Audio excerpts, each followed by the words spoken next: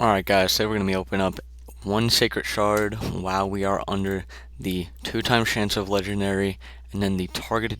Anyhow guys, as I was saying before I was interrupted, I'm going to be pulling this one Sacred Shard that I have from grinding to get the chance of a Legendary from the 2 times chance and the targeted champion boosts, which are Losan Clef, who has a attacks one enemy, a 80% chance, 100 on book, placing 25% weakened for 2 turns. Debuff cannot be resisted if the target has attacked this champion for, and it's based on defense. This would be really great after being used after being attacked by an AOE. So that's always something nice.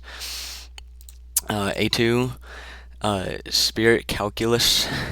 The HP levels of all allies will be brought up to the level of the ally with the highest HP. The turn meter levels of all allies will be brought up to the level of the ally with the highest turn meter. The HP levels of all enemies will be brought down to the level of the enemy with the lowest HP. The turn meter levels of all enemies will be brought down to the level of the enemy with the lowest turn meter. Then places a taunt buff on this champion for 2 turns. So basically it's just insane heal and turn meter increase on all allies, insane turn meter decrease and health decrease on all enemies, and then taunt. Where is that?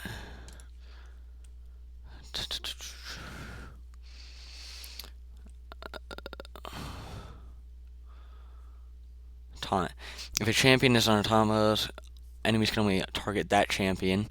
So, therefore, this guy can be really tanky and be used almost as a provoker. By the way, look at the aesthetic of this guy. He is absolutely crazy looking. Oh my gosh.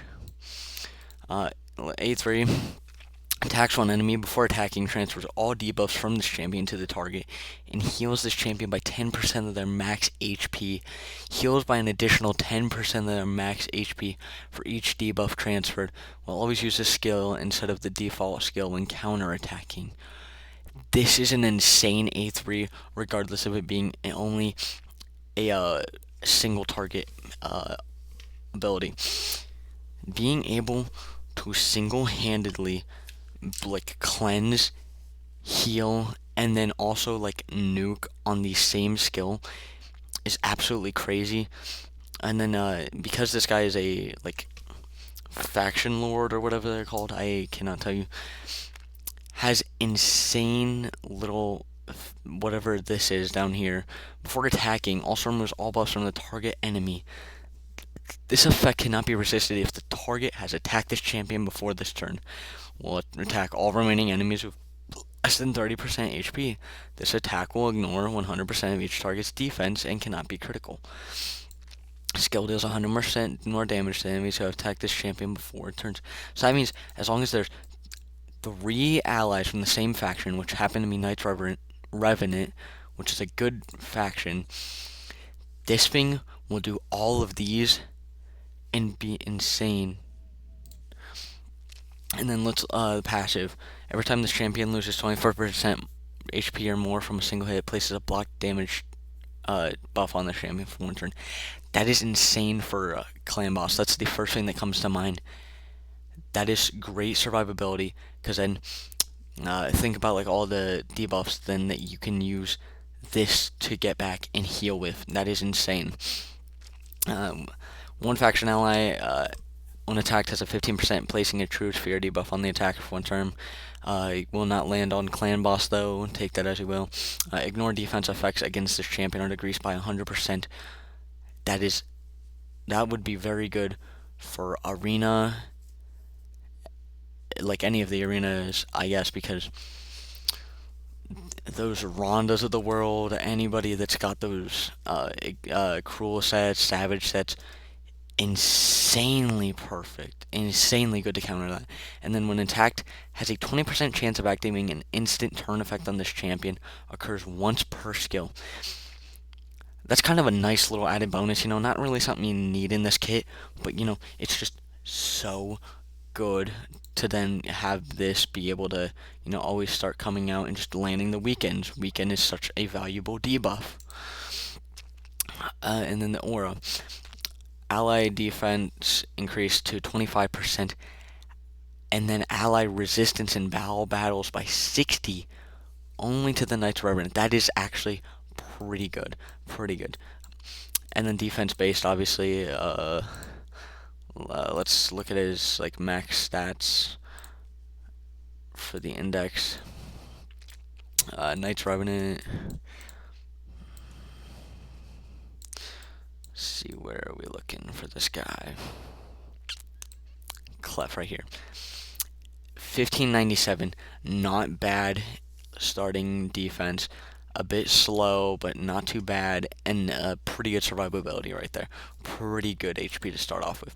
So, if we get him, that'll be really nice. And then we're also going to pull 10 Mortal Soulstones.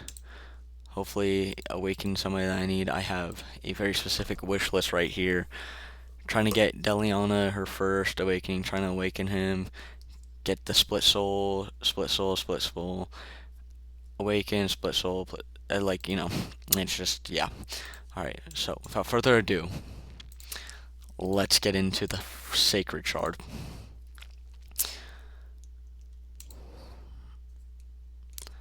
Any legendary will be nice too.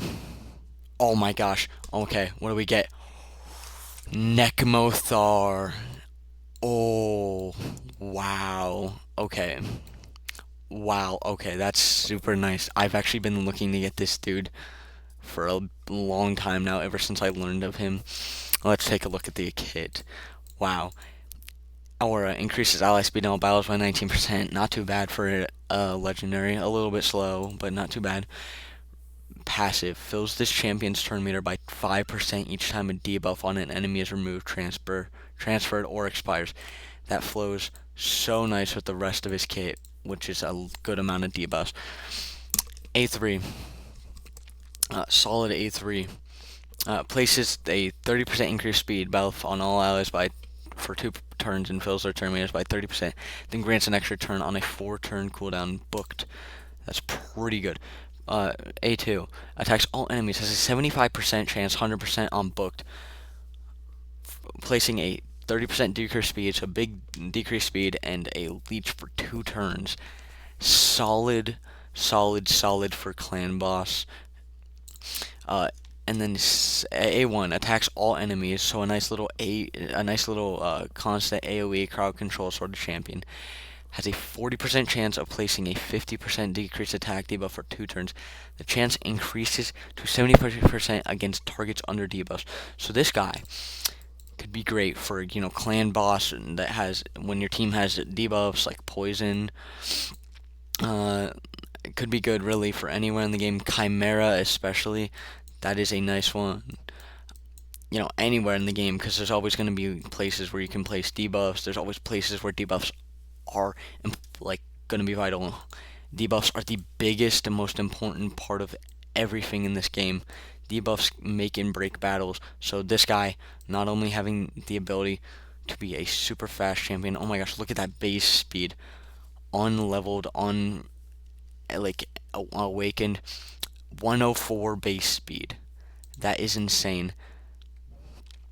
That is absolutely insane. 104 base speed is incredible. Lizardman, right? Yes, it is. And support brace, nice. 104 is nice. Defense 1189, not too bad. 17k health, a little low, but nothing that can't really be nothing too bad. The attack's pretty nice for the actual A1 and A2.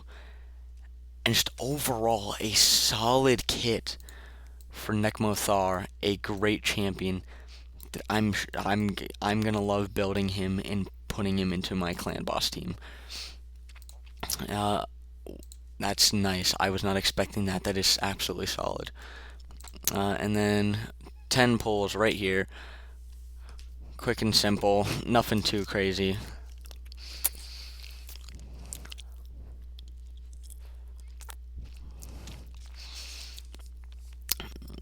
we're getting some that we aren't really gonna use.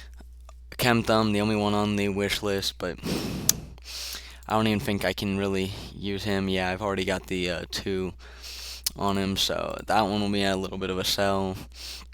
Also, look at some of these ones I have. We're gonna just go ahead and sell these because I do not need any of these. Whoa, we cannot get rid of Pain Keepers. That is one I am absolutely like hyped for. As soon as I get a Pain Keeper, I am going to max them out, awaken them, whatever, because Pain Keeper is a part of a lot of good, solid clan boss teams. Oh, I'm super. Soulstone's a little on the downside, but absolutely hyped to build Nekmothar, and oh, dude, I'm super hyped about this. Oh, dude. And then while we're at it, do I have a clan boss key in here somewhere? If I do, I can run that real quick. I do not. Alright, well, we will grab some of this real quick. Hopefully soon I can pull the Mythics, the Voids, and the Ancients that I have. But, yeah, thank you guys for watching. That was some insane luck, and I'll see you guys in the next one.